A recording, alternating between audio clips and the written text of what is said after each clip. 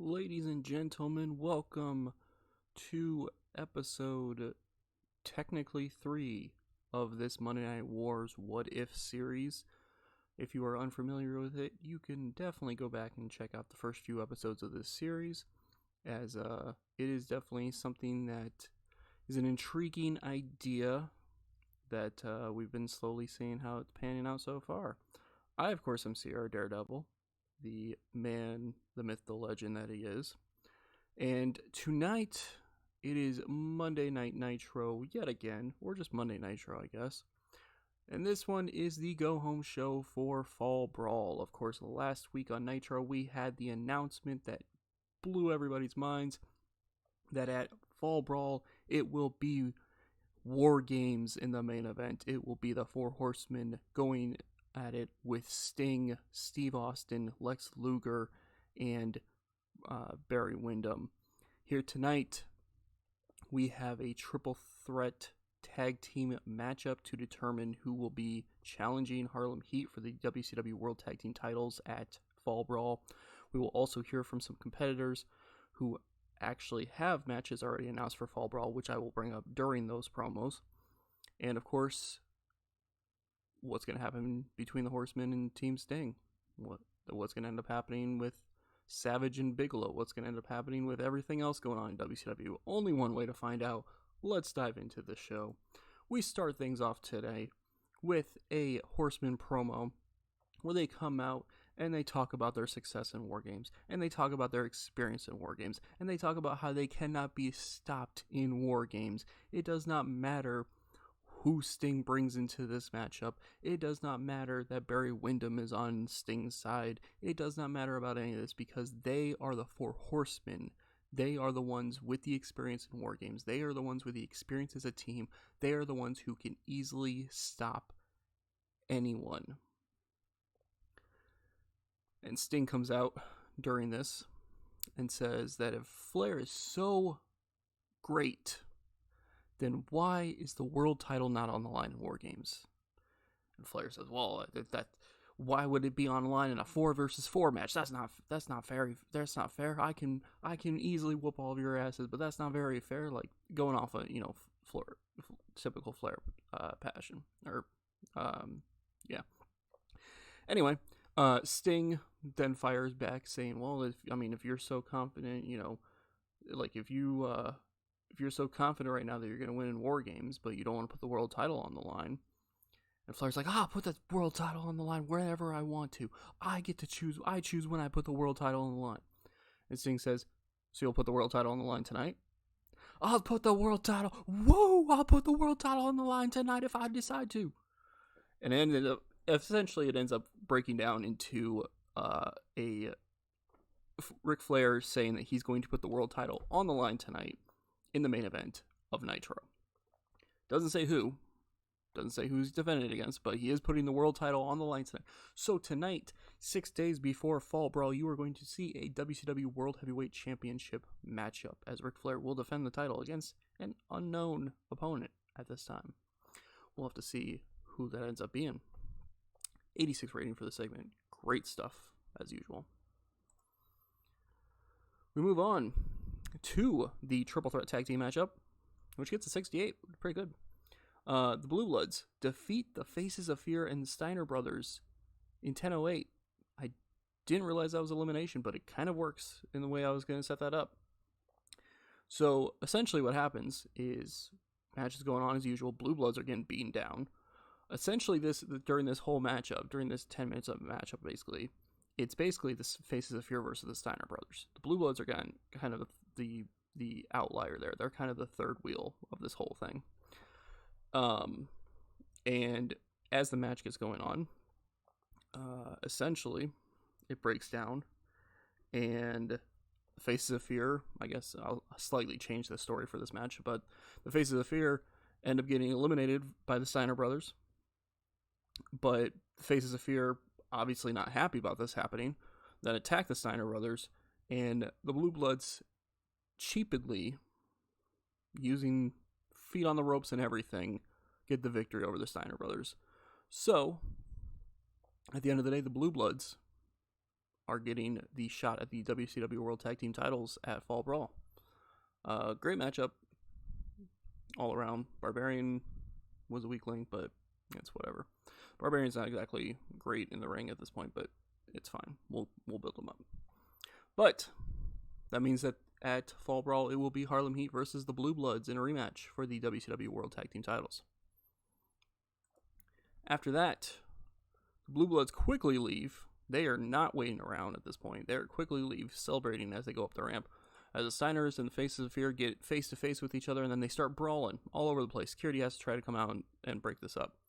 And it gets announced by the announcers at this time it gets announced by the announcers shortly after this, that is, that the powers that be in WCW have announced that not only will it be the Blue Bloods versus Harlem Heat for the WCW World Tag Team titles at Fall Brawl, but it will be the Steiner brothers versus the Faces of Fear at Fall Brawl as well. So, pretty big matchup that'll be happening there, and that'll obviously have implications for the WCW World Tag Team title picture as well. We'll have to see how things play out with that. After that, we get an extremely short matchup in which the Taskmaster just kind of squashes Joey Maggs in about 3 minutes. This is essentially build up. It got announced on Saturday night that it will be Cactus Jack versus the Taskmaster in a no disqualification matchup at Fall Brawl. And so this is basically the Taskmaster just squashing Joey Maggs. Kind of what you saw a lot in real life with his matches, where he just did a few moves, beat him up a little bit on the outside, brought him back in, hit the running knee out of the tree of woe, hit the double stomp, and got the victory kind of thing. So yeah, looking a bit strong as he heads into the matchup at Fall Brawl. Which, of course, then we get a replay, I guess, of the Cactus Jack promo from Saturday night, in which the challenge got laid out for Fall Brawl, and it got accepted by the Taskmaster, but not on air. So this is just a replay of the promo where Cactus Jack essentially says that he did get beat up quite a bit, but he's not. You can beat him up, but he's not down and out. He's the kind of guy who will fight to the death and then keep on fighting beyond that. And if Taskmaster wants to bring some man set on destruction to try to stop him, if that's what the Taskmaster has to do, then so be it, because Cactus Jack is a lot tougher of a fighter than that, and you're gonna have to do a lot more than that to put him down. That's essentially the idea of the promo. So yeah, it kind of helps build up the match at Fall Brawl, of course. 82 rating for that segment as well. After that, we get a promo featuring Randy Savage and Dustin Rhodes, where they're kind of talking about their individual matches at Fall Brawl. It was announced that at Fall Brawl, it will be Randy Savage versus Bam Bam Bigelow 1-on-1, and it will also be Dustin Rhodes versus Vader 1-on-1 at Fall Brawl. And so they're kind of talking about their individual matches, and Dustin actually says that he plans on having Randy Savage's back in his matchup against Bam Bam. Now, Savage doesn't really return the favor. He doesn't really say he's got Dustin's back, but he does, he acknowledges that Dustin will be there for him. But they've essentially talk about how they're going to defeat their individual opponents at Fall Brawl, of course. 79 rating for the segment. Good stuff there. After that, Ric Flair comes out, supposedly struggling when he went off script, which we know is not a thing. He says he will defend the title right now here in the main event, but it'll be against somebody he picked. It won't be against somebody that the WCW committee picked. It won't be somebody that Sting picked. He's got the perfect hand-picked opponent here tonight. The perfect opponent that will prove a super big challenge for the WCW World Heavyweight Championship.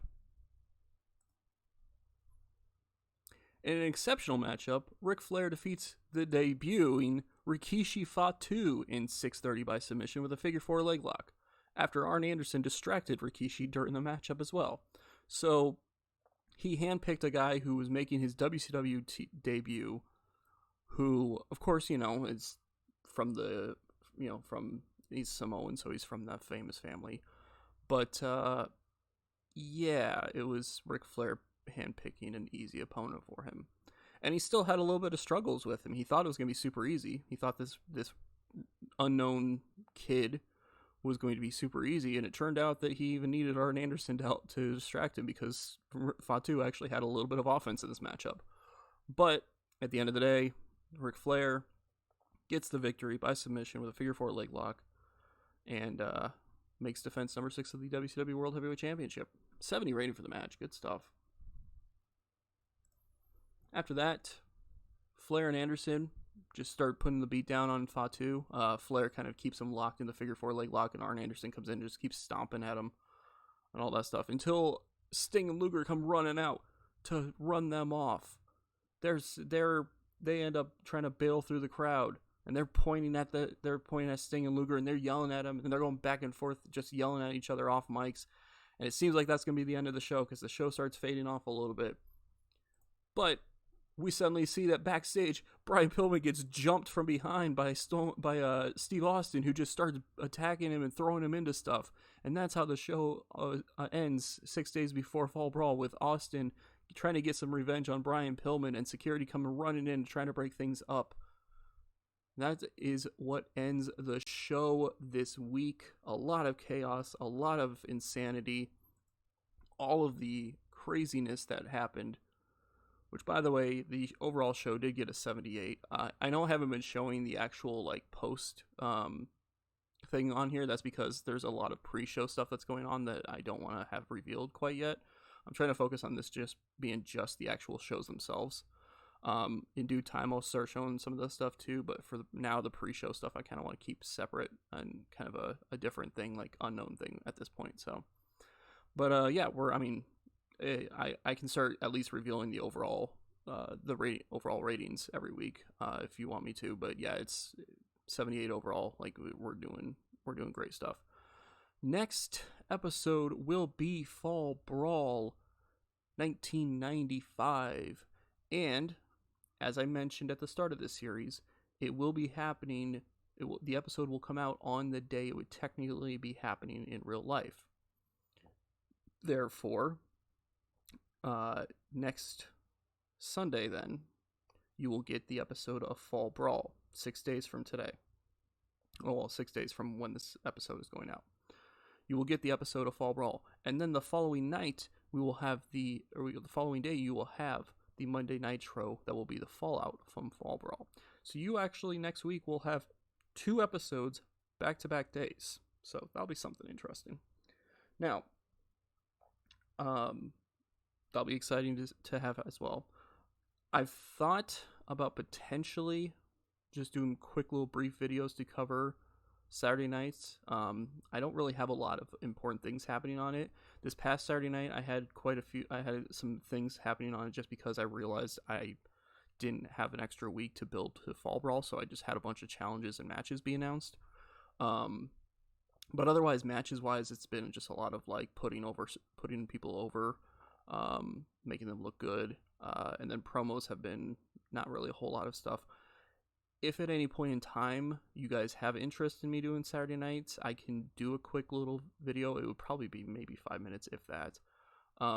Just kind of highlighting the stuff from Saturday night, from WCW Saturday Night, but we'll cross that bridge when we get there. Nevertheless, thank you for watching. Definitely appreciate all the support you've had for the series.